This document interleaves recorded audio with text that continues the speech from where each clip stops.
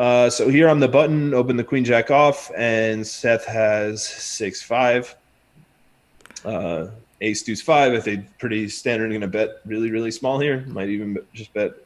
Nah, he's got 40 big, so I'm going to bet a quarter pot. 175 is, I assume, what I'll bet. Yeah, that's what I was thinking you would as well. I think I went to 20%. You've been a quarter under every sizing that I've like expected so far.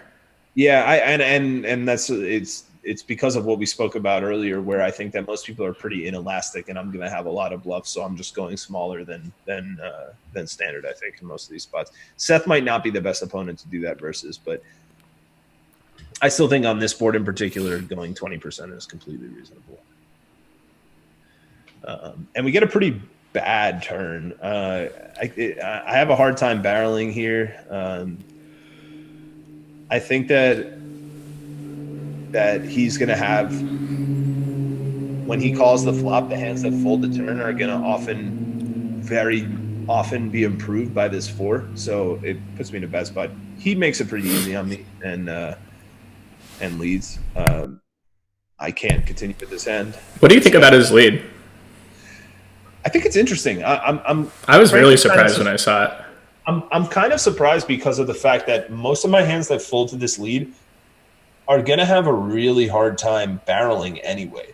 So the lead to me doesn't, like, a lot of what's accomplished by the lead is preventing him from being barreled, I would assume, with a hand that has like this weak showdown value like he does.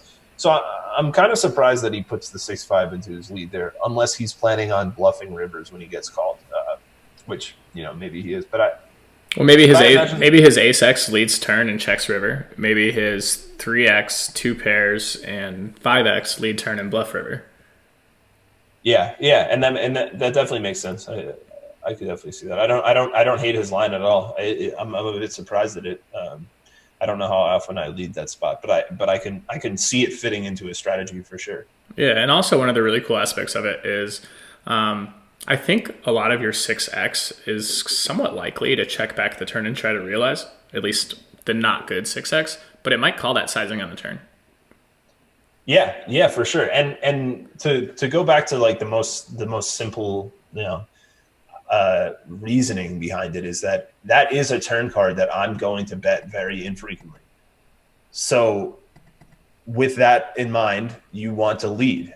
It's just like, if an opponent, this is why there are often like the 5-6-4 two-tone boards that people will lead out of the big blind, because they're going to get checked so frequently by the opener. So when we have value hands, we want to lead. In turn, we want to balance those value hands with some bluffs, and so that we can get value from these value hands. So the less likely there's going to be a continuation bet by the original aggressor, the more often there are going to be leads. So I think that 6-5 just happens to fit into the frequency of leads there that we're going to want to have as Seth.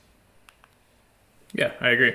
And I think that's like, a lot of people are like, oh, I never know when to lead, and some people don't even do it at all.